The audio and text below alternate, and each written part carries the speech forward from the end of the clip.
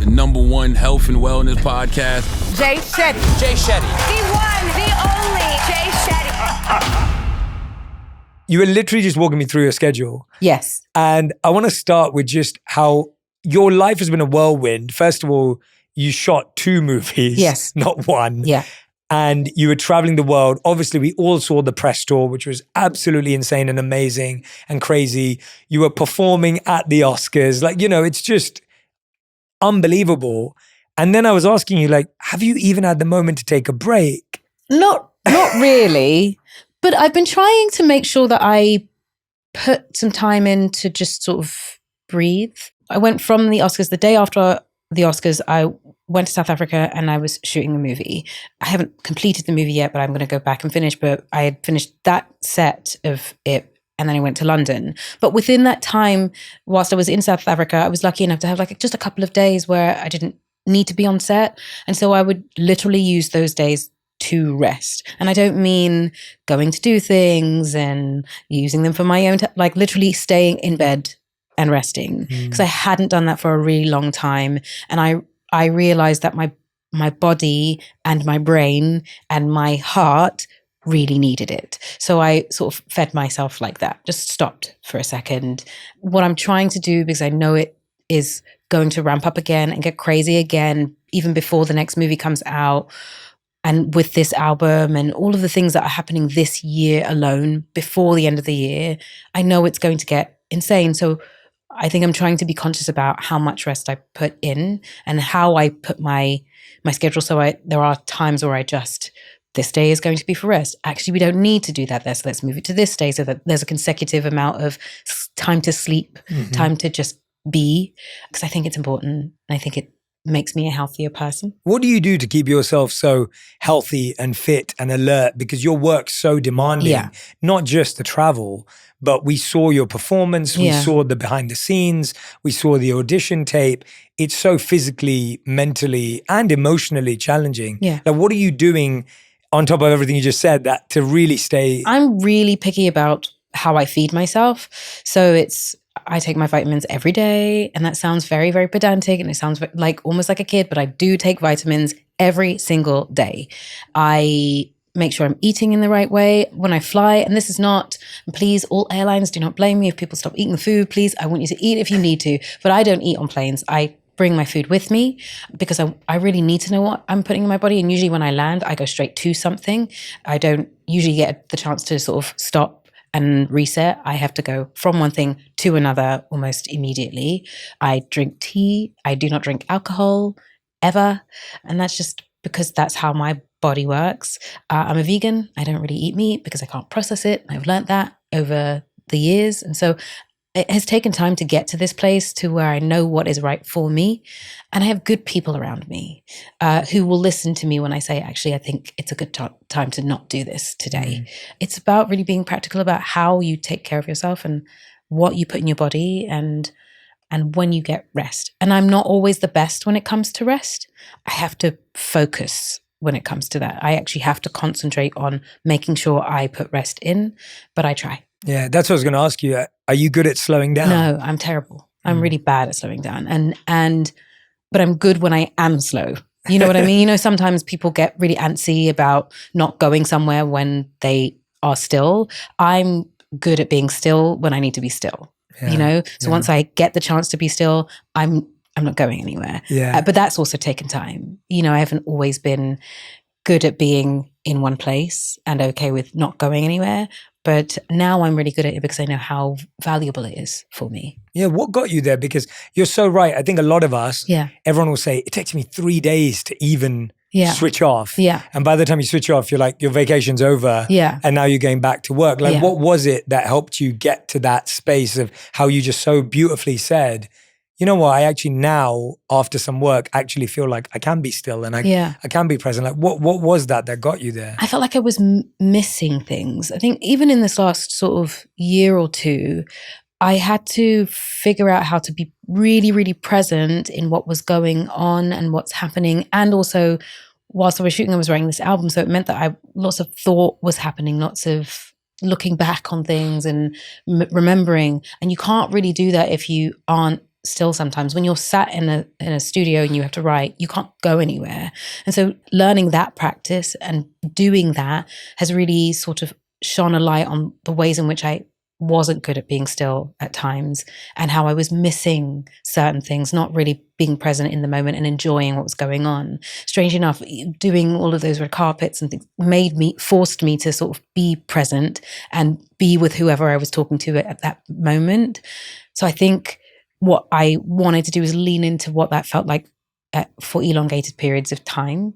And for me right now, an elongated period of time could be anything from like 1 day to 3 days. Like that's an elongated period of time for me. But it means that when I do get those opportunities, I can actually be there. Yeah. Like, and be okay with doing nothing. Yeah. Because sometimes doing nothing is doing enough. What you're saying is so true, that I feel like if you are where your feet are, yeah, then you'll always be where your feet are. Right. And so if you're on the red carpet and that's where you are, there. then when you're off, that's where you are. And I think a lot of us, and I've struggled with this in the past and got so much better with it, but when we're at work, we're thinking about the vacation. Right. And therefore, when we're on the vacation, we're thinking about work because that inattention bleeds. Yeah. And you can't say, oh, I want to be attentive on vacation. Right. And I want to be inattentive at work, because they both feed into each other. And I love hearing about the athlete in you though, like even when you were talking about food and water. Yes. And you are an athlete, and so are all of us that demand a lot from our body. And I had this really interesting thing that happened to me this week where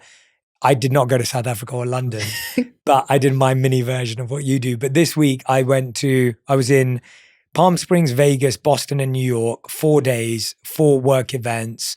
I was only in a city for 12 hours. Yeah. And that's normal for me too. And so I was moving, and I got back at like 1 a.m. or I got into bed at 1 a.m. on Monday morning. Mm-hmm. And I got up at 8 to work. Well, I got up a bit early, and then at 8 I was working out. Yeah.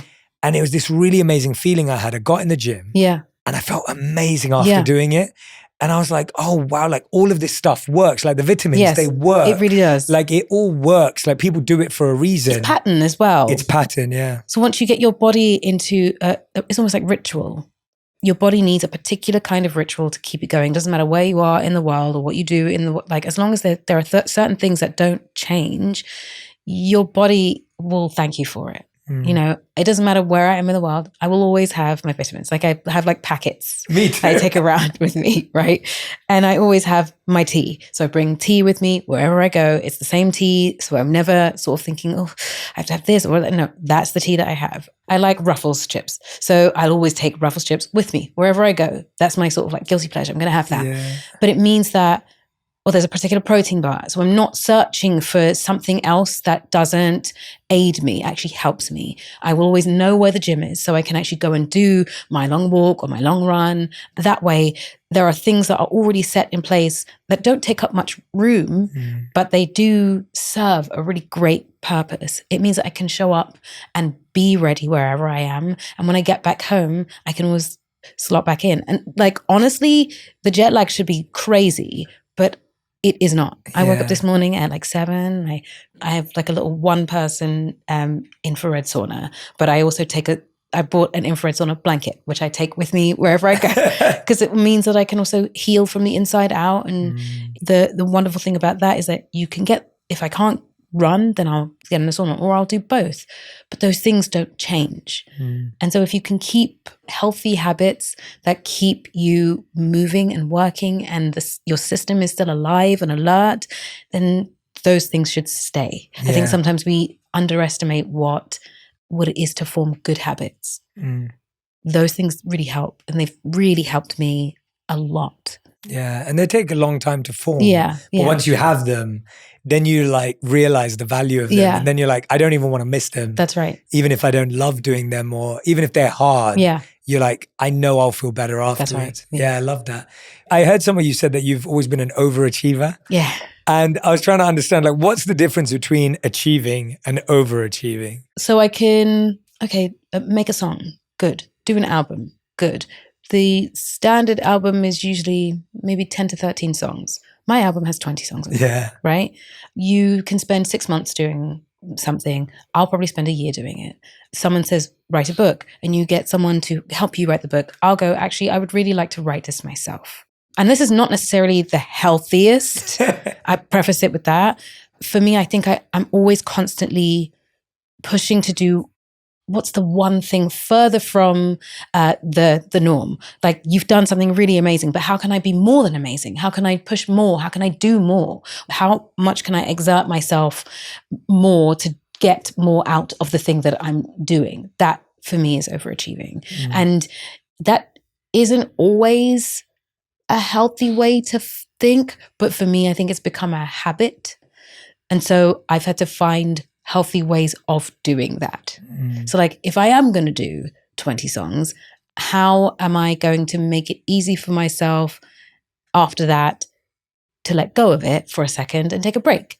Or if I am going to run for 3 hours, am I going to feed myself to replenish myself the way I need to after running those 3 hours? It's the balance has to be addressed when you're doing something like that. No, that makes a lot of sense. Where does that drive come from? Where's that ambition come from? Have you always had it since day one? I think I have always had it. I think it's first came from my mum, because I think she has that sort of drive and want to achieve. I'm raised by a single mum, and she really, I'm not entirely sure how she managed to do all the things she was able to do. This is, a woman who emigrated from Nigeria when she was in her 20s, got her degree in nursing, went from nursing to being a health visitor, which is a big, massive jump, owns her own home, had her own car, but we're not middle class by any means, working class people who didn't have very much, but my mum was always pushing to make sure that she could have and that we could have. So I think I watched and witnessed her do that on her own, and so picked that sort of those habits, those traits up.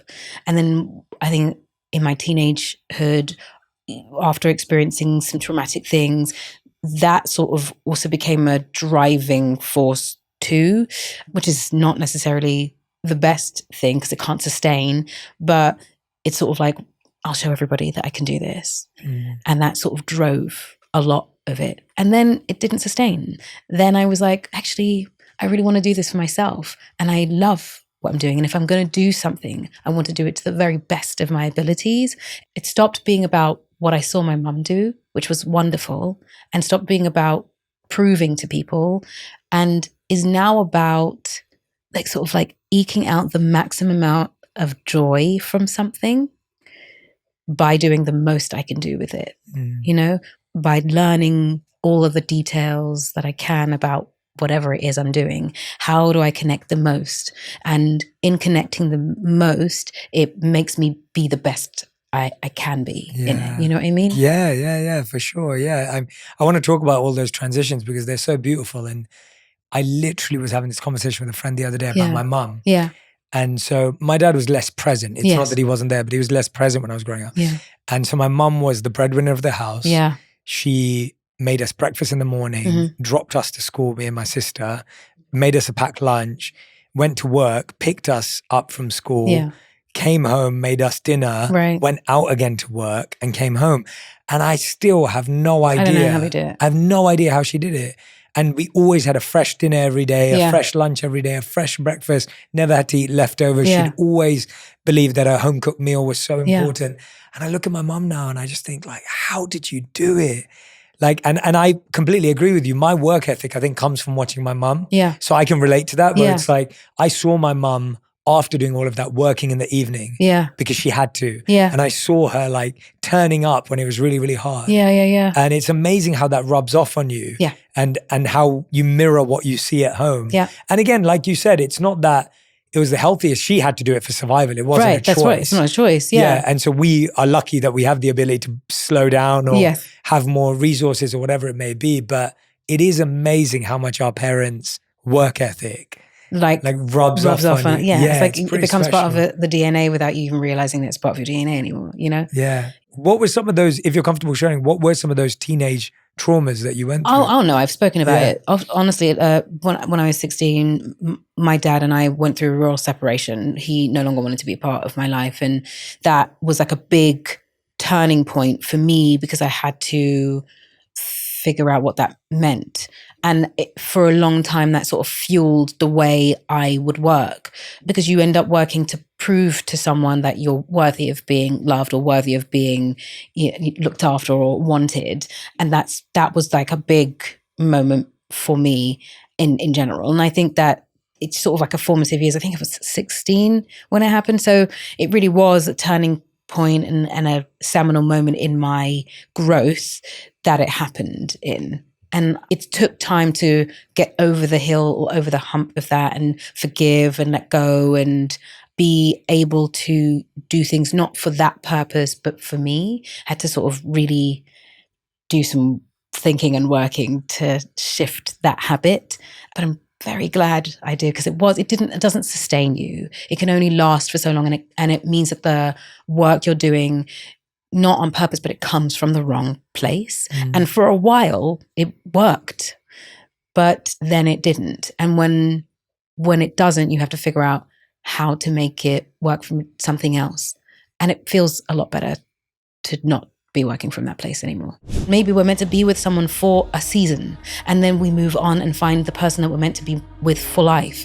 I saw very clearly that we weren't growing together anymore, and that we weren't right for one another anymore, and that us being together would actually be to the detriment of the both of us. I've had to learn to be okay with the idea that if someone leaves, they are meant to. And if they're meant to come back, they will. I believe that travel is one of the greatest gifts that we've ever been given. And Chase Sapphire Reserve has been my gateway to the world's most captivating destinations. When I use my Chase Sapphire Reserve card, I get 3 times points on travel and dining, and even access to one-of-a-kind experiences like music festivals and sports events. And that's not even mentioning how the card gets me into the Sapphire Lounge by the club at select airports nationwide. Travel is more rewarding with Chase Sapphire Reserve. Trust me. Discover more at chase.com/Sapphire Reserve. Cards issued by JP Morgan Chase Bank, NA member FDIC. Subject to credit approval. Terms apply. There's a really beautiful system in Eastern philosophy that talks about how you can do anything from 3 different modes. Yeah. So you have the mode of ignorance, Yes. which means you're doing things out of fear and insecurity. Right. So you're doing something because you're scared. You're doing something because it's not survival. It's even like more negatively motivated than that. Yeah. Then the second is the mode of passion, which is what you're saying, which is like, I'm going to prove someone Right. wrong. I'm going to do it for a result. Yeah. I'm going to do it because I want to show people. I want to do it with that energy. And then finally you come to love or duty or joy or bliss. And it's a ladder. Yeah. And what I love about what you're saying is you've taken steps up the ladder. Yeah. Because I think sometimes we make ourselves feel bad, like, or if I'm doing something to prove someone wrong, I shouldn't do it because that's a bad motive. But it's like, sometimes that's the only thing that can. If that's the only motive you know, what else are you supposed to do? Yeah, you have to use it. You have to use it. And if you use it to make good work, then you use it to make good work. And I think what we want to make sure of when we're doing that is that at some point we're okay to allow that to be what it was and to move on from it. You know, because and everyone has their own time. I had it my time, and someone else will be still working in from that mode. And if it's still working for them, it's still working for them. But at some point, they will come to a realization that, I don't know if this works for me anymore, and it doesn't feel as good anymore. So and it's about noticing when it doesn't feel the way you want it to feel anymore. And so, what am I now searching for? Am I searching for joy? Am I searching for bliss? Am I searching for contentment? And if that's the case, then it has to come from somewhere else. And so you seek to work in a different way. Yeah. How do you hold your hand with such grace? Like when you talk about these things, it feels like you've like held your hand through it. Yeah. Which is like a really beautiful visual to have, because I think what we're good at doing it as humans is as soon as something doesn't serve us, we're like, oh, I've been getting it wrong for 3 years. Now I'm going to get it right. And it's like, well, no, that served you. Yeah. Like even if it wasn't sustainable, as you rightly said, it served you. Yeah. And it was important and it mattered. Yeah. So I think what I'm saying is if someone's listening right now and they're like, Cynthia, you know what? I've spent the last 3 years trying to prove my parents wrong. Right. I've spent the last 5 years trying to prove my ex wrong. I've spent the last 7 years trying to prove my teachers wrong at school or whatever it may be. Yeah. but I know it's not sustainable. Like I hear you, I'm in that place. How would you encourage people to hold their hand through that transition into rising, but not? Sometimes I get the question, what advice would you give your younger self? Or what would you say to your younger self if you could meet her? Or is there anything you would, and then there's 3 different questions, but then the other question is, would you change anything if you could go back? My answer is always, I would never change anything, because I think that every step we take, even the things that we think are wrong turns, are the teachers. They're the way we get to where we get to. You know what I mean? If I was to change something, I don't know that I would be sat here in front of you. I think some of what we might think of missteps were the steps I was supposed to take. So if you're at home and you're watching this and you're thinking, oh, but I've been doing this and I know it's not sustainable, but how do I move from that? Well, you take your time. It will come. And if that's what's feeding you right now, if that's the thing that gets you up out of bed and gets you energized to move forward, then keep using it.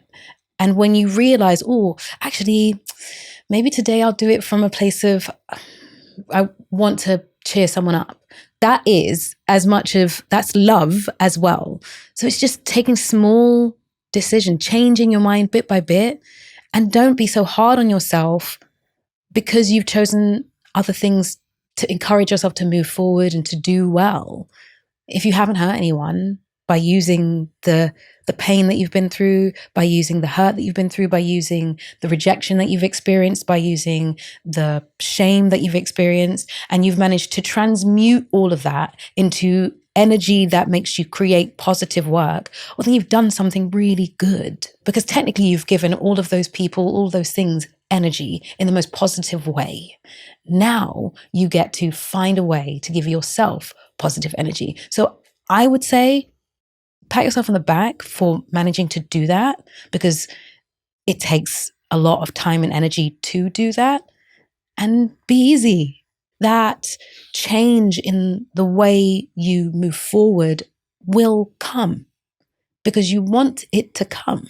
The fact that you even are thinking about trying to work in a different way means that you're putting the idea that you can work in a different way into the universe, and telling yourself, we can work in a different way. And one day you'll work in a different way. Right now, what you're doing isn't hurting anyone. It costs you more than it costs anyone else, but you're also serving yourself the way you know how to. And then you'll find another way to serve yourself and other people. It's actually such a beautiful journey to take when you kind of, and when you're going through it, it always feels like the worst because when you're trying to prove someone wrong, you feel controlled by them. You feel they still own your journey and you. And the moment you let go, you recognize, oh no, I'm taking back my control and that I have ownership. And I think that's what we're all looking for in life.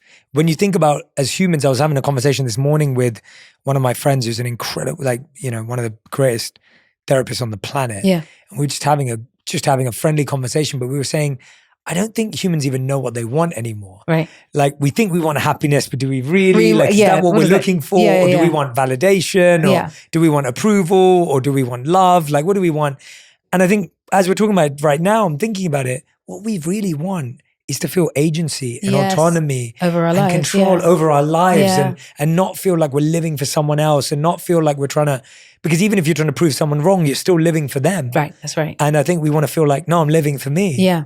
I love the idea that we're sort of trying to figure out what we want. Do we want happiness? Do we want, but actually the idea that we're simply seeking agency over our lives allows us to own all of those things. So yes, we do want happiness, but maybe it's contentment, but also we want to have agency over the sadness that we have. So it's not because of someone else, but we can allow ourselves to feel something, and then we can decide when we actually want to damp down that feeling, let it go. We can let that sort of dissipate for ourselves because we have the agency over it. We have the agency over what we choose to feel happy over. Or if we are feeling grief, then it's our grief, not someone else's grief, That, it takes time to realize, but it's that I think is the ultimate goal for most of us, to be able to decide, no, actually this is my life and I'm choosing to feel and live this way for me first.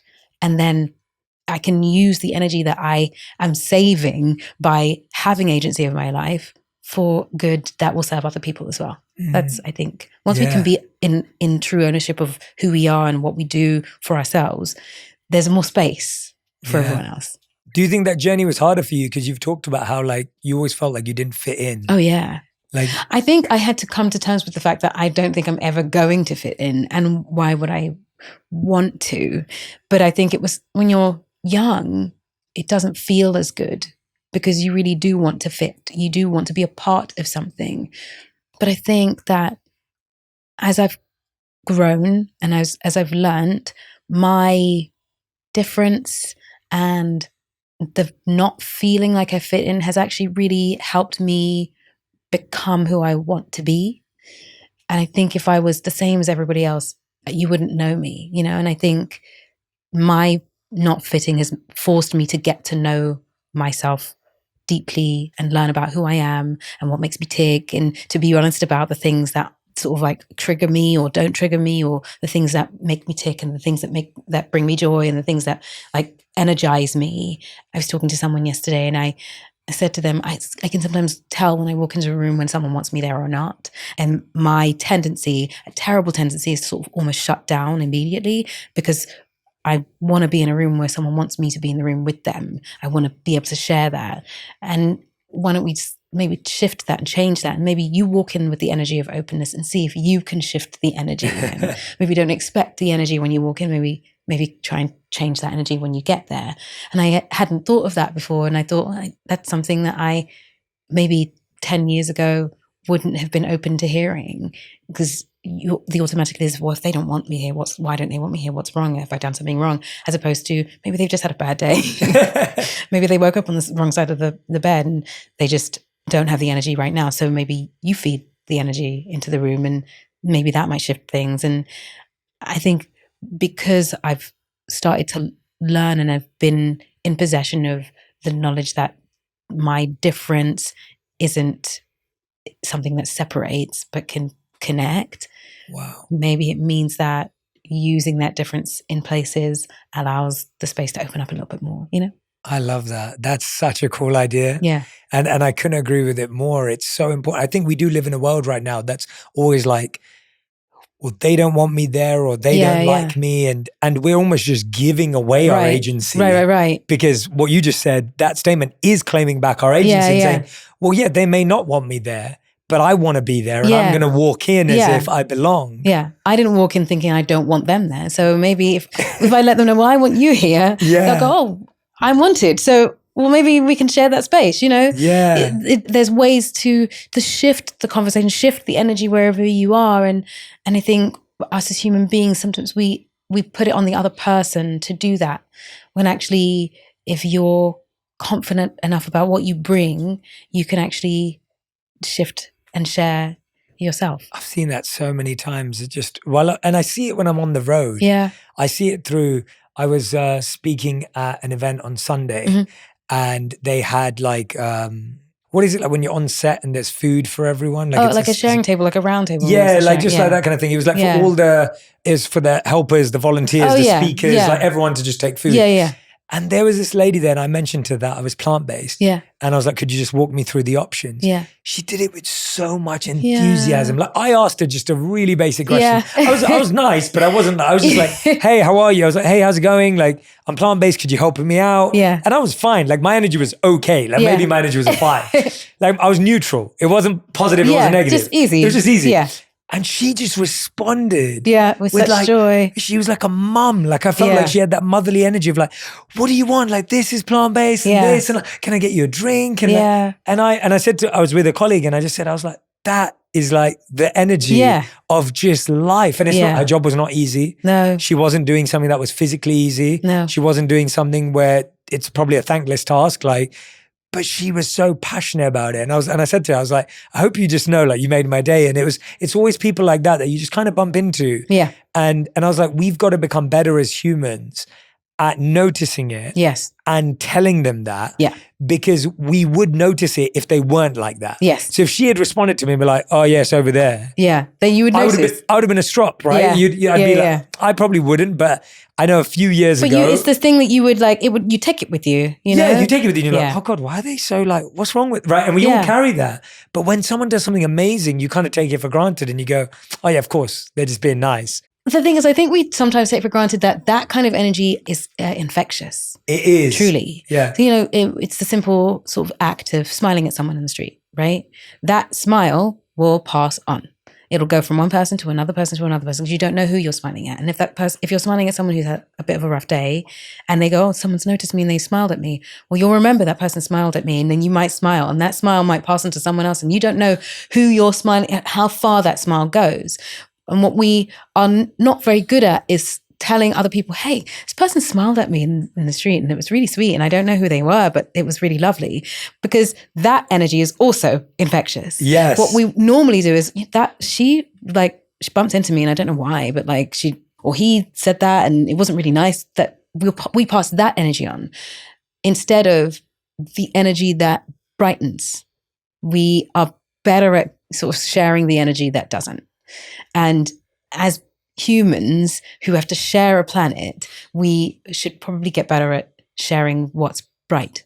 Because yes, we're not always going to go through great times, but it's the little things that can move us from a place of darkness to a place of light. Yeah, I love that. Have you heard of something called the frequency illusion? Mm-mm. So the frequency illusion is this idea. It's the idea of like, if I'm thinking about buying a red car, yes, I now see red cars everywhere. Yeah. Or like if I learned a new word, and now I hear everyone saying that word, or whatever it may be.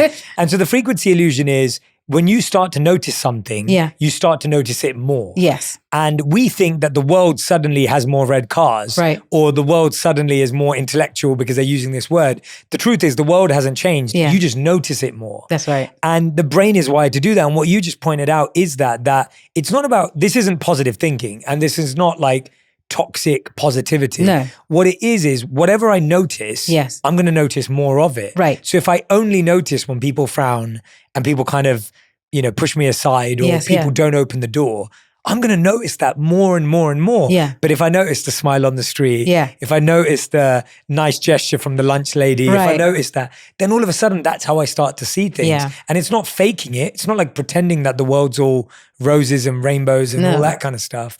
But it's the idea that our brain is just wired to notice. Yes. And whatever you notice, you'll see more of. Yeah. I want to talk about your new album. Yes. There's no mask, there's no veil. It's this true, transparent, communication.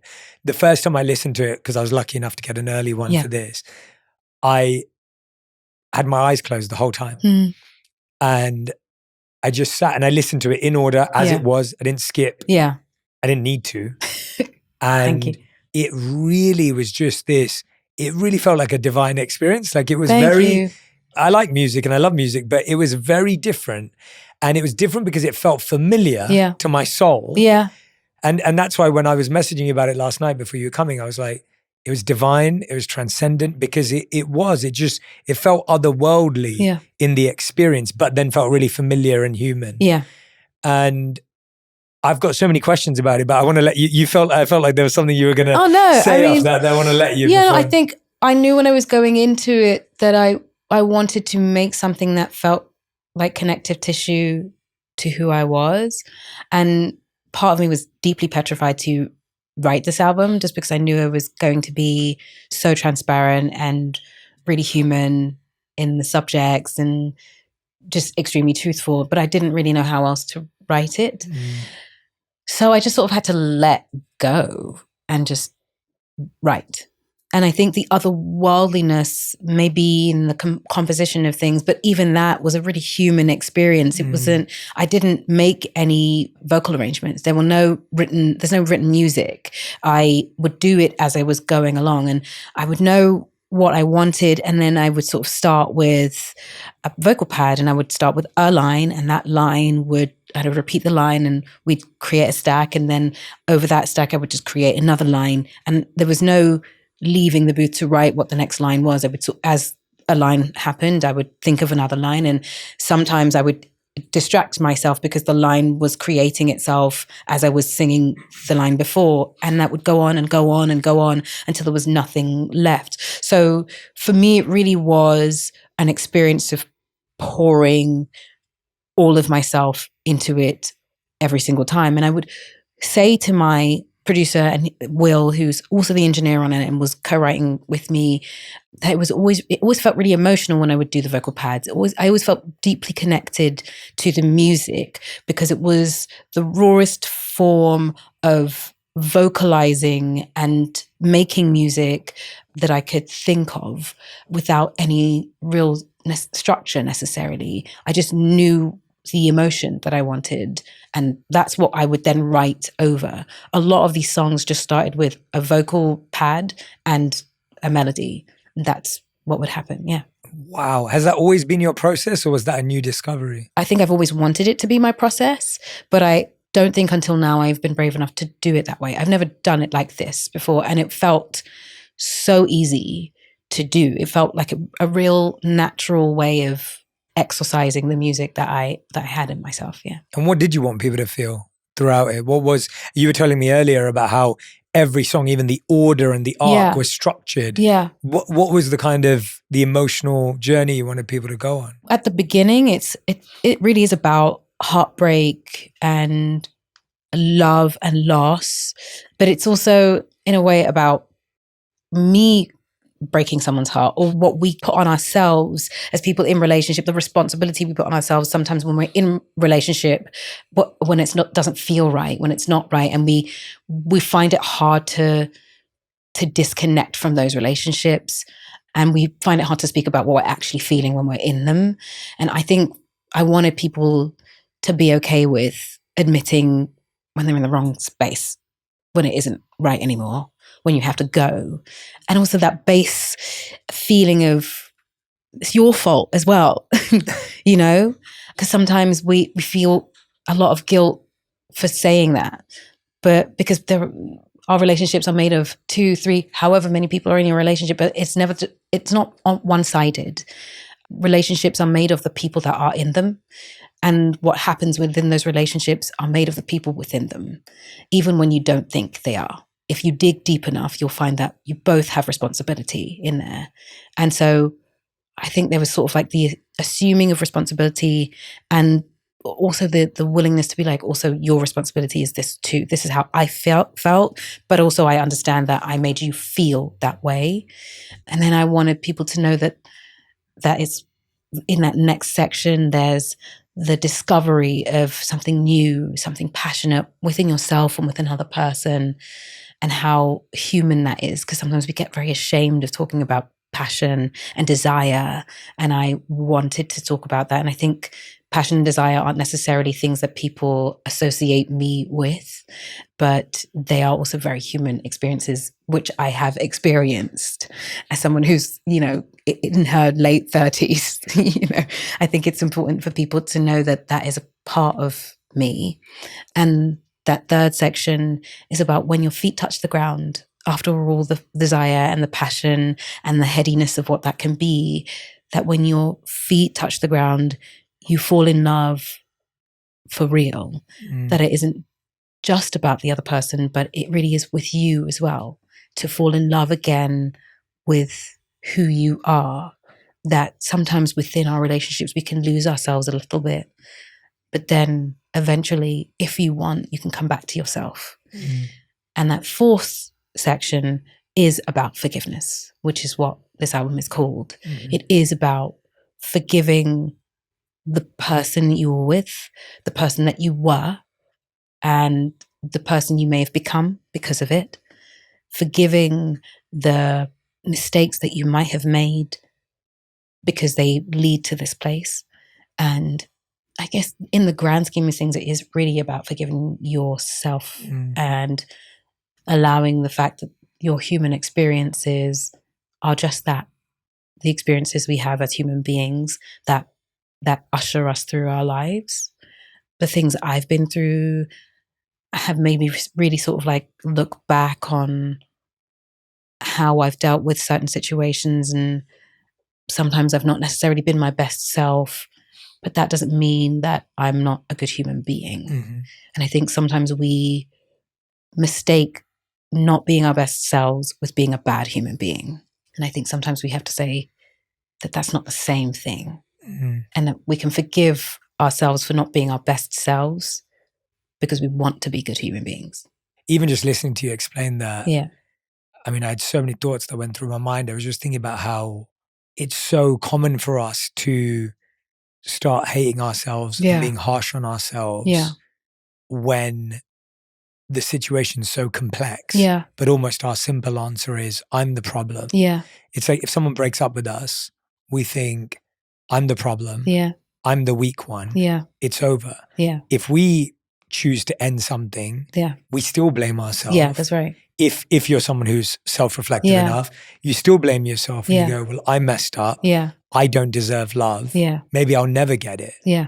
And I had a message recently from a friend who was going through a breakup, and they were just like, I'm breaking up because I don't think this helps me grow anymore. It's not even like there's anything wrong with it. It's just like, it's not right for me anymore. But they were like, I'm just feeling guilty. And they're like, I also feel guilty because obviously the other person feels bad and I can't even give them a real answer for it because there isn't. It's just a feeling. And it is so interesting how forgiveness is such the topic. I'm thinking about our audience right now. One thing I've been trying to ask people to help people is, have you ever been heartbroken? And what was the process, or what was the one thing that helped you live through that? Because I think so many of our audience are in that position and they come to me for that a lot. What was helpful to you? I have definitely been heartbroken in separate occasions. And because this happened in different parts of my life, I reacted in different ways. Earlier on, I really needed my friends. I really needed people around me to just surround me with love. And for me, music has always been the balm. So I would listen and I would sort of like try to feed myself with the things that would give me good energy. And for me, that sometimes is like running, working out, and eating good food, speaking to good people, having good experiences, creating newer memories on my own. And that really was the thing that would help me with heartbreak, but also like dealing with the fact that I felt heartbroken and admitting, this broke my heart. And then later on, it really was about, I love a conversation. I like real closure. So I want to have like an actual real conversation. And I've always, not necessarily always, but I tried to, in most of the relationships that have ended, and it's not me ending them, have given an opportunity for conversation, like to talk about it. And I've tried to be as honest, and I've asked the person to be honest about what it is that has happened, whether or not that's taken, not always. And then sometimes it's taken sort of later on, fine. But it's really, I think if you can have your conversation, have the conversation and try to end it as amicably as you possibly can. And if you can't, then I know this sounds really strange, but have the conversation, but just not with that person. Like, what would that conversation in your head be? How would you have had that conversation? What would you have said if you had the opportunity to sit in front of someone, say, hey, this really hurt my feelings, and this is where I am with this right now, and I'm really finding it hard to deal with, or my heart's broken and I need it to heal. And have those conversations, write those feelings down. The one thing you cannot do is keep a hold of that and swallow the feeling and never let it out, because I think it grows, it becomes something else. A heartbreak that isn't shared, heartbreak that isn't exorcised, I think becomes resentment and becomes sour, because heartbreak's a real emotion. It's actually strangely quite a lovely, beautiful emotion. It means you're alive. If you have a heart to break, it means your heart is beating. So it's not a bad emotion. However, if you harbor it and never let it go and never share it, just like you share love, just like you share happiness and you share joy, then it becomes something else. We don't keep joy to ourselves. We can't. It's impossible to. It sort of comes out of us whether we like it or not. We don't keep love to ourselves. We want to give out love. We want to share love because that only multiplies. if we keep heartbreak to ourselves, it becomes something else. It mutates, metastasizes, and it sticks to us. And what that does is stops us from being able to, if you don't mend your heart, it can't be whole again for something else. And I'm assuming that anyone who has their heart broken wants their heart to be whole again so that they can share their heart with someone else again. Yeah. Wow. Yeah, I love that. Right? I love that. That really resonated, that idea of how emotions are not meant to be held on to. Right. And the sad and the tough ones are the only ones that we do, like we hold on to tightly. Yeah. And if there was someone who was feeling like, oh my God, there's only this much joy in the world, I'm going to hold on to it, which we do sometimes as well. Yeah. We're like, oh no, I'm going to be really scarce about joy. Right. We know that doesn't work because it disappears. Right. It goes away. Yeah. And it's so interesting, that idea of why we hold on to the hard emotions and don't hold on to the beautiful ones. Right. And it limits us. And when I'm thinking about your album and that idea of what you just said, of recognizing that we can forgive ourselves for ways in which we want to be better. Yeah. But that doesn't make us a bad person. Yeah. I think you're so right that as humans, we've got good at making it this binary black and white choice of I'm either a good person or I'm a bad person. Right. And actually, I've seen people with good intentions do more bad because they're trying so hard to be good people, to be a good person, rather than taking that. Like, I remember a guy that I was mentoring a while ago, he was saying like, oh, I don't want to break up with her because it will hurt her. And I was like, but you're hurting yourself and you're hurting her for longer because you don't want to be seen as a bad person. Right. So you'd rather be seen as a good guy, hurt her long term and hurt yourself. Yeah. And by the way, we all go through this because you don't want to let people down. And so it's like, how did you reconcile those two things? Because I think it's a very human thing to like, we don't want to let people down. No. We want people to be happy. Yeah. We don't want to break someone's heart. But the reality is, that is how the way things go, right? I think in the long term, so when I had broken up with someone, when it was my choice to break up with someone, I saw very clearly that we weren't growing together anymore and that we weren't right for one another anymore, and that us being together would actually be to the detriment of the both of us. If I'm in something that I'm miserable in, that I'm not happy in, then the likelihood is that is going to grow within the relationship, that I'm going to continue to be miserable, and that person is also going to experience the most miserable version of myself. And that isn't good for anyone, because I'm not fertile ground for happiness if I'm doing that, which means it removes the ability for the other person also to be in a relationship that's happy. And I would rather remove myself from the situation so that they can go on and find whoever it is that they're meant to be with. Because we will find the people that we're meant to be with. And maybe we're meant to be with someone for a season, and then we move on and find the person that we're meant to be with for life. Or maybe we're meant to be with several people for a season, and that's what we're meant to do. Or we're meant to learn from the people that we're with to become the people that we're supposed to be before we end up in the relationship we're supposed to end up in. And I just knew that I couldn't continue to pretend to be something I wasn't within a relationship that wasn't feeding me in the way I needed it to. And because of that, I knew it wasn't going to be feeding the other person. Yeah, that resonates so strongly as well. It's really hard though. It is. You feel like such a letdown for doing it. You feel, I hate to use this word, but you feel like a villain for doing it, for hurting someone. But sometimes, and this may be a hard thing to say, but sometimes hurting someone actually aids the growth of another person. When we experience hurt, we are forced to grow. Again, it is another human emotion that we have to experience as we grow, because it teaches us about what we are, how to react or how to soothe, how to use the hurt to turn it into something else, right? We're all going to be hurt at some point in our lives. That is not something that we can prevent.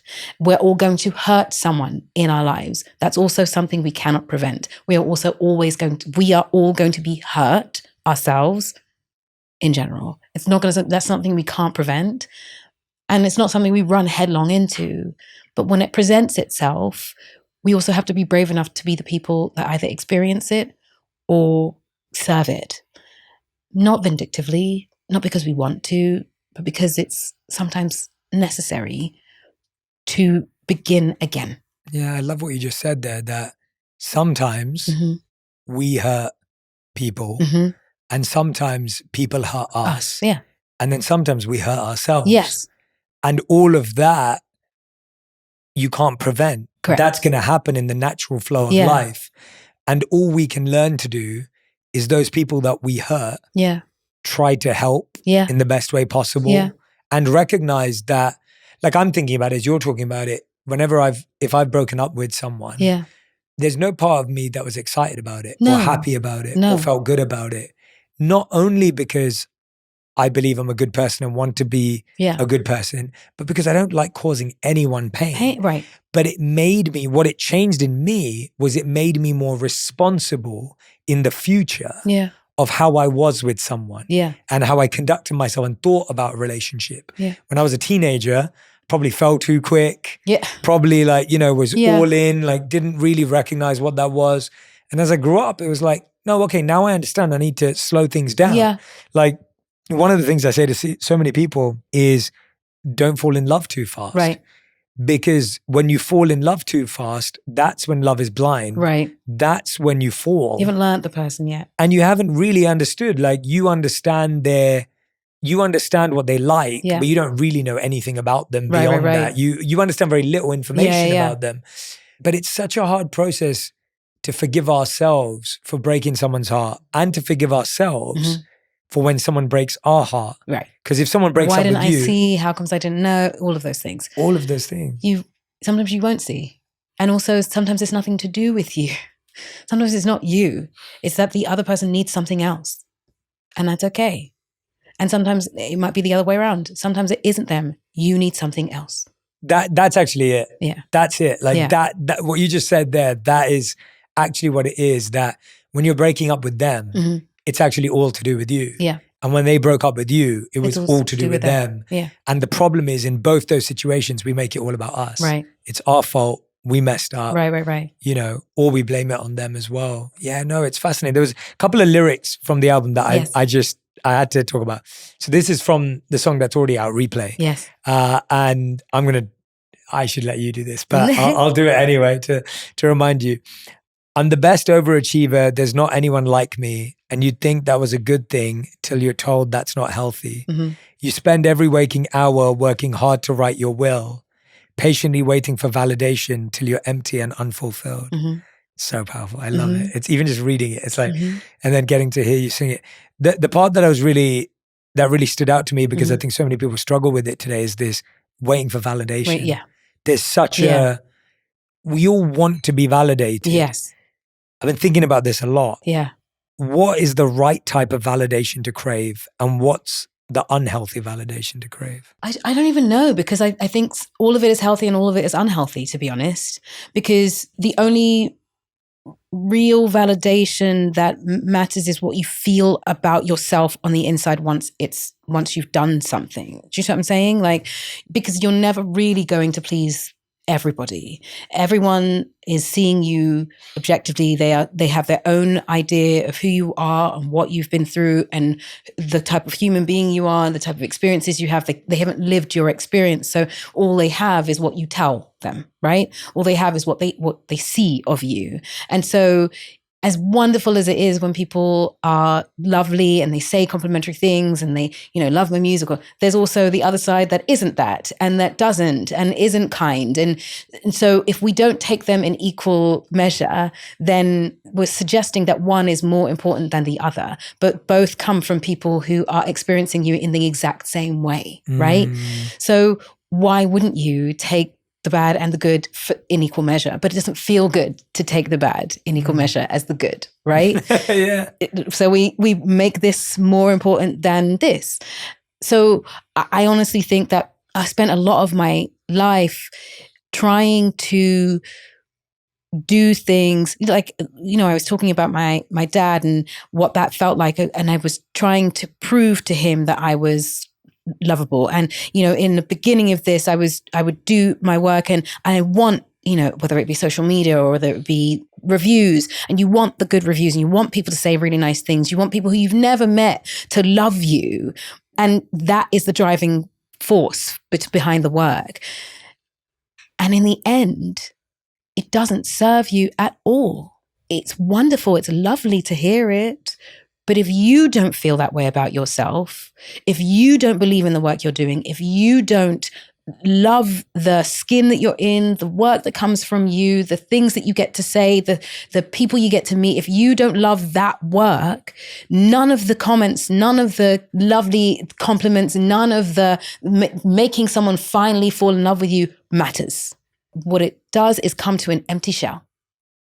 You have to learn how to fill up yourself, because that's what fills you. That's what feels actually good. That's what actually feels good. Like, what does this work, how does this work serve you in your life? Does it serve other people? And I also think that in doing of work, sometimes we think that it is about us, but it's a cyclical thing. I think if you can do the best you can do in your work, if you can really pour yourself into the work in the right way that feels authentic to who you are, then you can actually serve that work to other people, that you can actually be of service to other people. And I talk about this when it comes to music and when it comes to teaching, when it comes to singing. It's less about me getting a big applause at the end of a song. That is lovely, but that couldn't matter less than actually looking at someone's eyes in the audience and knowing that I've connected with them, knowing that this song means the world to this person, that this song is an expression of what they also might be feeling, that my being able to sing something in a way that connects with someone else, that allows them to then process something that they've also been through. That to me is what I love. That for me is that's the question. You answered that. That's actually the best validation. It's not actually what people say. It's what I can witness someone feeling. To me, that is the best validation for me. I don't have to wait for that validation. That's almost instant. It happens when I speak to someone, when I sing to someone. A person can't hide how they feel, even though we think we can, we actually cannot. It shows up in the small, minute movements in our body. It shows up in our faces. It shows up in how we express. It shows up in how open we are when we're speaking to a person, more than a person saying, oh my God, that was amazing, which is lovely. But actually, I'm not necessarily seeking 100 thank yous and 100 you're amazings. I'm not looking for that. I'm actually looking for how deeply can I connect with people? How much can I make people feel?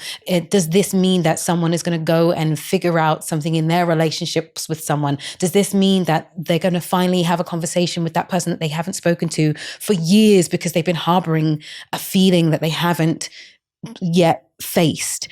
If that is what comes of my music, my work, teaching, whatever it is, then that's the validation I want, right?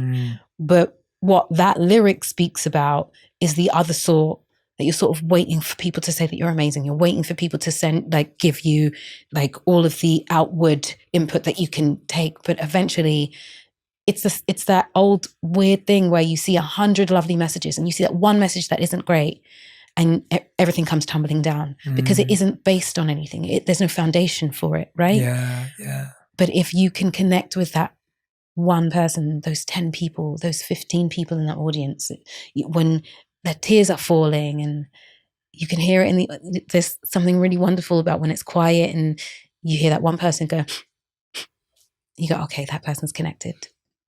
They're feeling something. You can make people feel, then that's the validation we want. Yeah. Mic drop. Oh yeah, and I feel that. I feel that. And as I was listening to you, I was thinking, sometimes when I'm speaking to a large group or leading a meditation for maybe, sometimes I've been fortunate enough to lead meditations for 5, 10,000, 20, 30,000 people, maybe even more in one time. And I almost, in my mind, when I'm leading it, I'll go back to when there were just 10 people in the room, and when I used to lead meditations for 5 people in the room, because that's also what we all want to feel. Yeah. Like we're all looking for intimacy. Yeah. Deeply. That's what we're seeking is intimacy. Mm-hmm. And we go to these big group gatherings to feel, and that's what music does for people, is it makes us feel intimate with the person standing next to us because we have a shared experience. And I feel intimate with the person singing it because I feel a shared experience. And that's what we're all seeking, is this intimacy in this mass. Yeah. We're still looking for this moment where I just caught a glimpse of even someone in the audience. Yeah. We both kind of know, we both felt what we just heard. Yeah. And it's really interesting to me that we've confused validation with love. We've confused attention with affection. We've confused praise with power and purity. Yeah. And over here, we're really seeking intimacy, but we'll trade it for adulation and adoration and everything else that doesn't quite hit the spot. Right. And as I was listening to you, I love that for you as your definition. And I think that's what's so important, is having your definition of what validation matters to you. Yeah. Because otherwise you'll constantly be pulled and pushed all over the place by everything that comes, and you'll run after it wherever it's delivered. Whereas you're really clear, like, I do love the applause, of course. And so do I. I'm the same as you. Like, it's wonderful. I love it. Of course it is. But like yesterday when I was flying home and one of the air stewards came up to me and was just like, don't stop doing what you're doing. It really makes a difference. I was just like, it's the best thing in the world. It's so wonderful because you know that you have affected a person. It isn't just face value. Like you have, I use the word, infiltrated their nervous system, right? You're a part of how they now move through their days. Something about what you said has affected the way they now behave towards other people and behave in their lives. And that is really, really special. Like that's actually the core of what we're supposed to be doing as human beings, not even just in my field or your field, but as human beings. What we want to be able to do is give a person something that they can take away with them into their own lives. If we can do that, for me, beyond anything. Yeah, it's so true. And I think like whether you're a musician, whether you're a creator, whether you're an author, whether you're an entrepreneur making a product, if you look at your comment section or your reviews, you'll see people pouring their heart out who you've impacted. Right. But the mind just wants the next million followers or the next 10K in revenue or whatever it is that you're working towards. And like, you miss the fact that there's a human who took the time to be like, you changed something for me. Yeah. You know, so I don't know. I've been thinking about, as you were speaking. Yeah, please. Something came up for me when you were talking about intimacy. There's a concert hall that I performed in, but it was in the round, and which means that the stage is sort of in the center, but still in cross arch, which means you have a front of the stage and then it comes back. But behind you, there are people seated watching from behind. So they have your head and your back for most of it. And then there are people sitting in front in the round. And I remember, and I would always do this, whether we like it or not, we want to be seen. So what I would try to do when I'm in those theaters is, before we really launch into the whole concert, I would always sing a portion of the music to the people who would normally just get the back of my head. Because what that says is, I see you as well. That's a form of intimacy, to go, yes, I see you, but I also know that there are people who are behind me who want to be a part of this as much as you, and they're only getting the back of my head and the back of my shoulders, and they're not getting the front of me, which is, you know, our heart is caged. This is the thing I think of. Our heart is in our rib cage and within all of that, but it's in the front, and they get the back.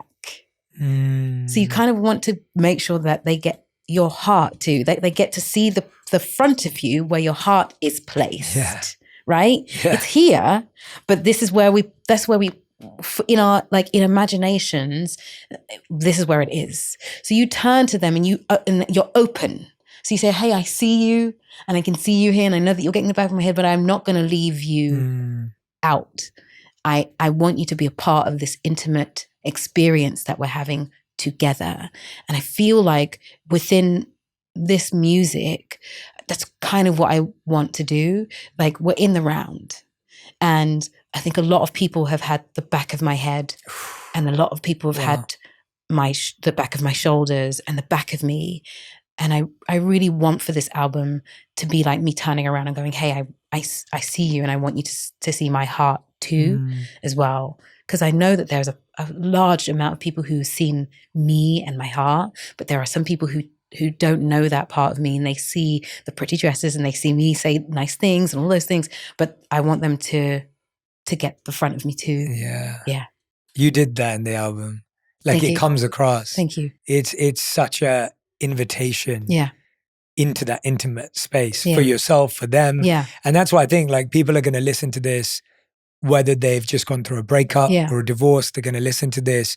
If they're just falling in love, they're going to listen to this. That's what I want. They're going to listen to this album. If they're on their own journey, they're going to listen to this album with their friends. Like, I feel like it's one of those albums that you're going to experience, not just listen to, and not just have on in the background. And it's so special.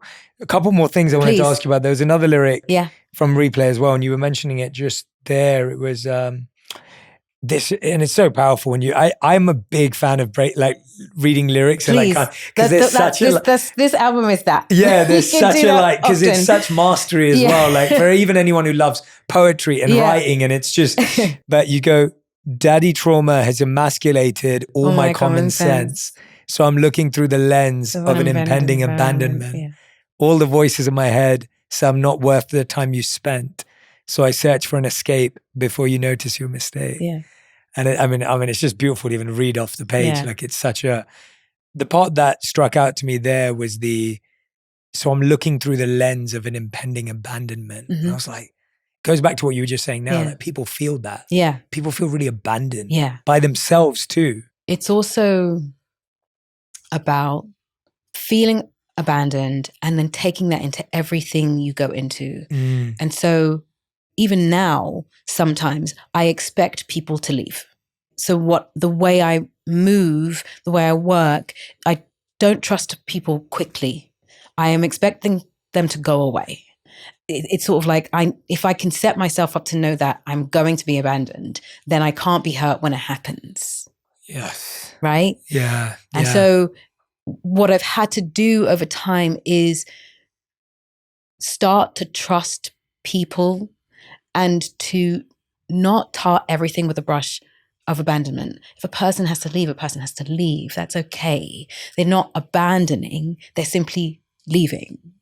You know, and that isn't to say that the experience of feeling abandoned isn't real, but it is also to say that experience of abandonment isn't always what happens. And for a really long time, I couldn't tell the difference. And so every time a friend left, or I broke up with a person, or a relationship didn't quite work, it felt like a massive moment of abandonment. It felt like the floor was taken out from underneath me. And it's taken a long time to get to a point where I can trust that that's not the case.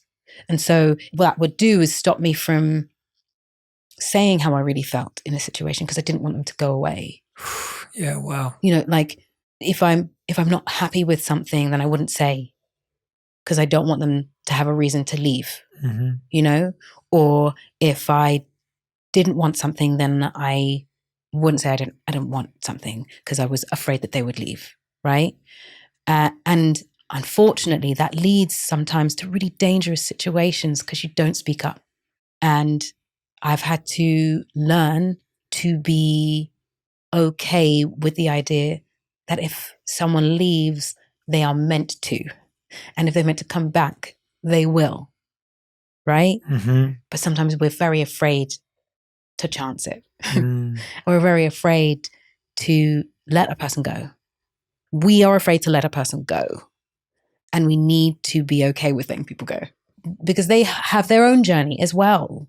We don't know what path people are walking on when they walk into our lives. We might just be a stepping stone in their path, just like stepping stones are in their life. And they might just be a stepping stone in our lives as we keep moving forward. If we're not confident or comfortable enough to let that be a stepping stone to move on to the next one, we won't go anywhere. We're stuck. Would you say that's the hardest emotion you've ever had to face and deal with, or has it been harder?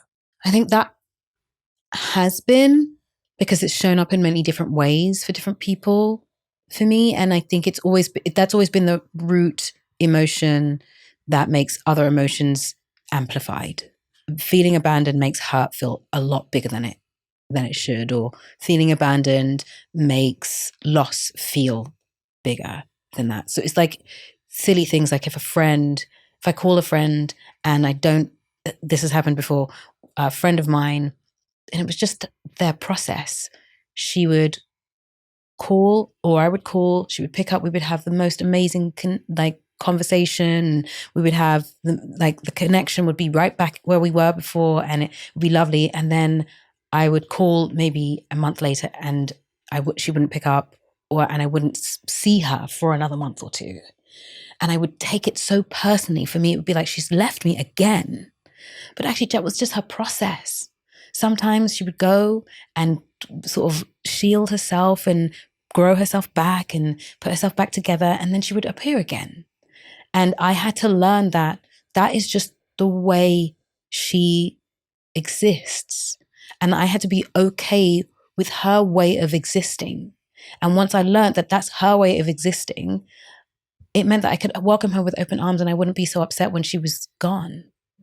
That I knew that she was just putting herself back together again, and I could just send a little message of, how are you? And I'm thinking of you, and I'm going to call you in a couple of weeks. And if you're around, I'm okay for a chat, and not expect anything. So that when something did come back, it was joyous. It was really wonderful. When that feeling of abandonment was the main focus, it felt really bad when she went away. And it's the same, and it had been the same in different relationships, that when they had decided that they wanted to move on, or when it just felt like such a wound. And that is not sustainable. You can't live like that. You can't live believing that everyone is abandoning you, because it makes for a really lonely existence. It means that you build up a wall of protection to stop yourself from really being connected to anyone. Yeah, even if you're surrounded by loads of people. Mm-hmm. You know, you've been dedicated to your art for so many years. And I feel like Wicked was like this global phenomenon. Yeah. Right? And you've been recognized and won awards and done phenomenal work. But Wicked was just, it felt, like, at least from the outside. Yeah, that's right. It felt different. Like, how did that change your feeling of fitting in and belonging? And because you're part of something bigger. And this bigger, like, how do you make sense of that? What's really interesting is that I think I've really been able to lean into who I am. And what I noticed is that there are so many people in the world who feel really different. And because I got to do this piece that put me in front of many people, it meant that there are other people who felt like they were invisible, who finally felt visible again. And that has been something that's really wonderful to experience, to bump into people who didn't feel like they fit, women specifically who have spoken to me about either women who have suffered cancer and have been through chemotherapy and lost their hair and said, and I'm not ill, my hair is a choice. I shaved it first because of the film, and then I loved what it did to me. It meant that I really could just see my face and me. And we know that there's always a massive conversation around hair and what it does and how long someone's hair is, or how smooth or how straight or whatever that is, or how curly or whatever. And I had made a choice to not have it at all. And the amount of women who have suffered alopecia, have been through cancer and survived, but now have to wear wigs or don't wear wigs, or have been sort of shy about going without, have reached out and been like, I saw you rocking no hair, and now I feel really confident about walking around with no hair and being bald, and I feel really strong about it. And that's been a huge eye-opener, that there are so many people who feel like they don't belong, but seeing one person who's very different from the norm and, you know, rocks what they rock and are who they are, sort of put out a little bit of permission to also be who you are. Yeah. And I think that for me was a real crux of this. There are so many people trying to just discover themselves, and they just need to see it on someone else to also decide, oh, I can just be. That's been wonderful. The amount of eyes on you is really new. For me, I'm still adjusting to it. And while I'm really grateful for the platform that has been given to me because of it, it's still a new thing. It's new to be heard all the time. It's new to be seen all the time. It's new to see walk through an airport, think that you're anonymous and not be anonymous at all. You know what I mean? Even when you have no makeup on and it's like who you are. And that's a norm for me, to walk through an airport, no makeup, no nothing, sort of hat on, just like ready to go, but not be recognized. But when you are recognized, that's very new for me. It's also really wonderful because people are so excited by it and so excited by these characters and so excited by the people who play the characters. That's also new. Before, I could play a character and they would recognize the character, but not necessarily recognize me from the character. Now people know me and the character, which is a new thing also, that they are able to separate the person, Alphaba, who I played, and me, Cynthia. That's also a new thing, which is lovely, because it means that I guess I've made an impression as me as well as an impression as the character, which is really lovely. It's nice to be able to, it's nice that people have welcomed me into their homes. Yeah. Oh, I love that. Well, I think Radhi sent you that little clip of my niece calls me Alphaba and she thinks she's Glinda.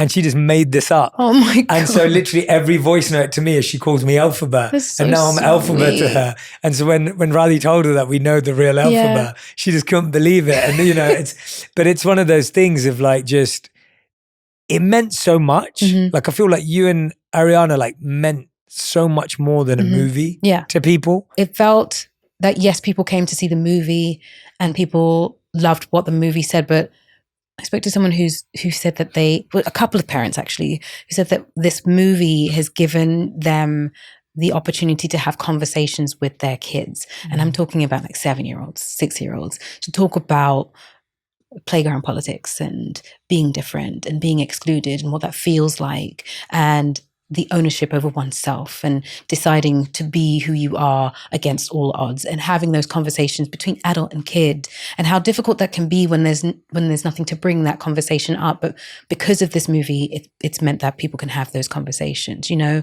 And then people our age who are leaning more into their friendships, leaning more into their relationships that they have that can be difficult, but they can pour more energy into them, and then leaning more into discovering who they are as people. And even though it can be scary to be who you are meant to be, to show up as yourself, it's equally as rewarding.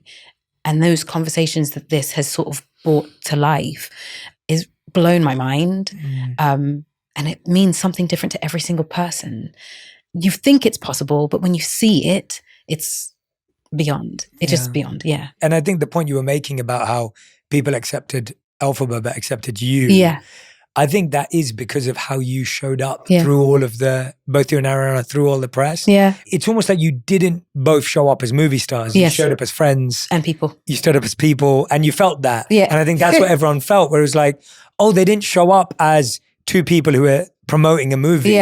They showed up as themselves. And of course, we all love the movie and want to watch the movie and all the rest of it. But it was very different to what people have been exposed to before. That you don't usually see. I don't even think we did that on purpose. I think that's just who we are. You know, I don't know that I said to myself, I'm going to come to the Q&As and I'm going to just talk about this and that. I think there's there's something wonderful that exhaustion does to you, where the veil sort of falls away. And we were already exhausted before we began the press tour, because we'd worked so long. We'd been working so long on it, and we'd worked really hard. We didn't really have much of a time away from the film before we began, sharing it with people. We finished the film in February and we're on the road basically from June. So that's not a long time. And between that time, we also were working on other things. So we hadn't actually stopped. So by the time we were in front of everybody, there was no energy to put up pretenses. We just were who we were. And there's something wonderful about having only the energy to exist in yourself in front of people. And then once you begin that way, it doesn't go in the other direction. It just amplifies. And so you just watched us become more and more and more of ourselves. And all the tears that you saw were very, very real, because the experience was still very raw. We only just had left it in February. That was the last time I took off the green. I hadn't completely put her down yet. I was still sort of decompressing and letting her go and putting myself back together in front of people. That's what was happening. And then we were having to talk about our characters and talk about the experience. And it was only a month or two away.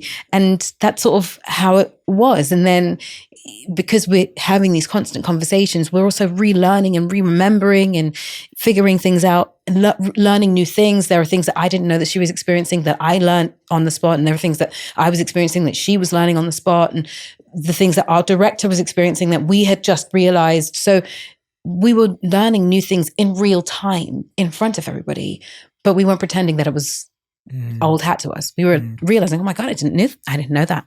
That's a new thing to learn. Yeah. I think hopefully we'll make people do that more when you're in this sort of business. And I was speaking to someone about this.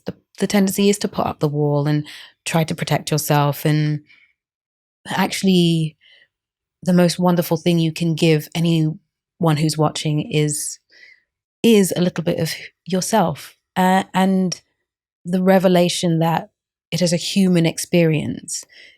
All of the things that it looks fancy when you're running around and you're in the pretty dresses, but when you're on a set, it's as human and as real as you can possibly make it. You're up early, you're exhausted every day, the makeup is coming on and off, and there's someone, you're meeting loads of different people who you've only met for the first time on day one, and then you've got to perform that next day. It's a very vulnerable, very open experience, and you have to sort of learn to get used to that quite quickly. And then once you are used to that, you then make family with people, and you get to know everyone's tells, and you get to know everyone's sort of like the way people tick. Oh, she's really tired today, I'm going to bring her a cookie. She likes chocolate chip cookies, and I know that will make her happy. Or he actually is vegan, so he'll only have the double chocolate, which is, and he loves raisin and oat, and that's his favorite thing, but don't put butter in it because he actually really doesn't like that. You start to learn what people like. She likes to eat at 12, but he likes to eat at 2.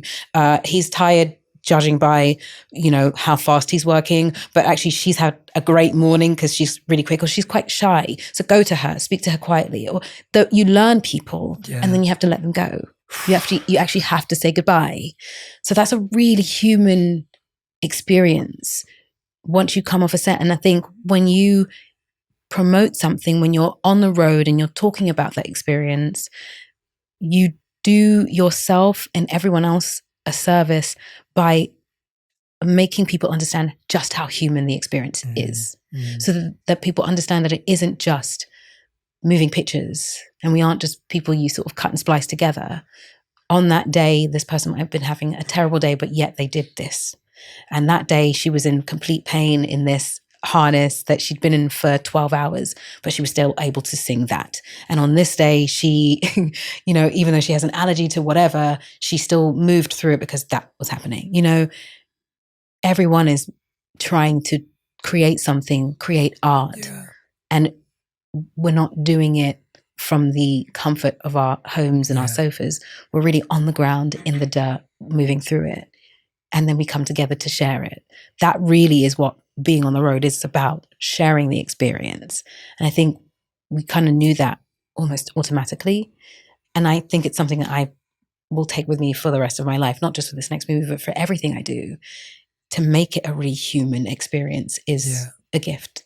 I remember I've traveled so much with my clients and been on set and been in trailers from coaching someone or working with someone. And I couldn't believe how not glamorous Oh my God. film sets are. They're just not at all. And it's so interesting because no one ever sees that. No. You only see the finished product and then you see the red carpet. Yeah. And so you assume actors have a really like glamorous life. Yeah. And actually for 4 months or for projects like yours, for years, you're sitting in a tiny little trailer. Yeah. Putting on your clothes, taking them off, looking at lines, like whatever, makeup, whatever it is. You go on set, you wait for 3 hours, you don't know when you're going back out, it's cold. It's, it's so interesting how what you see and what you think are two very totally different things. Yeah. And it dehumanizes people. Yeah. And so there's such a need for that. And I don't think I could ever be friends with anyone who likes oatmeal raisin cookies. So I'm just pointing out. If they're made in the right way and they're crunchy on the outside, but sort of like soft and buttery on the inside, it'll be good. You can't convince me, Cynthia. I think there's a place for them in the world. I think that. I think so. There's that. I can't remember who said it, but someone was like, raisin cookies are the reason I have trust issues because it's like because you you're think hoping it's chocolate they're and it's chocolate. not. Yeah, exactly. I will make because I do like to bake occasionally, and when I was on the set, I would make big tins, like 2-3 tins full of like cookies for people. So I would do like a set of chocolate chip, a set of like double chocolate, some chocolate and salt. You're speaking my language right now. Like some was like salted caramel, and then for this one person, my wonderful first AD, Jack, who was like, I just want oatmeal raisin. That's what I want. And that's my favorite. And I would make them from scratch. And I would like with absolute love. And I would put maybe like raspberries in it. Or sometimes I would do white chocolate in it. And he would, and if that's what someone loves, that's what someone loves. He would know very clearly that is what that was. And I would make just a couple extra just in case anyone else felt like they wanted to try. And I would make it very clear, this is not chocolate. There are raisins, just so you trust me, but there are chocolate chip over there. Yeah. If you need it. That's me. I'm over there. Fine. I love it. That's amazing that you're doing that every day. Yeah. I would do it every Monday for people. Monday. Yeah. That's beautiful. Yeah. That's so beautiful. Cynthia, it's been such an honor to talk to you again. I could literally talk to you for hours. I know. We could but go I know, forever. I was like, I just got from your team, I just got a little time nod. So I want to be mindful of that. No. But honestly, you are, I love meeting people whose work is infused with such deep inner work. Mm-hmm. Like it really brings my heart joy to see that when people are putting art out into the world, it's coming from so much revelation and reflection and inner work, because I think sometimes we all appreciate art, but for so long in the world, you appreciated art but never knew the artist. Right. Until they died, maybe. Correct, yeah. And you didn't really understand them because they weren't famous or there wasn't social media or podcasting didn't exist. It's like you saw a piece of art and you thought it was beautiful, but you didn't really know that artist. Yeah. And I just really appreciate you just being so open and vulnerable. Thank you. As the artist, as the human, because it gives us such an invitation to understand ourselves better, understand you better. And I can't wait for people to listen to the album. I hope you do. I'm really proud of it. Yeah, you should be. It really, I meant every word. Like, thank you. It's when you hear new music and you're making sense of it just on your own, and it feels like that. I can't wait for people to hear it. And as always, friend, I'm rooting for you. Thank you. Forever in your corner, and so grateful for you. Thank you for so having much. me. Thank you for having me again. If you love this episode, you will also love my interview with Kendall Jenner on setting boundaries to increase happiness and healing your inner child. You could be reading something that someone is saying about you and being like, that is so unfair because that's not who I am. And that really gets to me sometimes. But then looking at myself in the mirror and being like, but I know who I am. Why does anything else matter?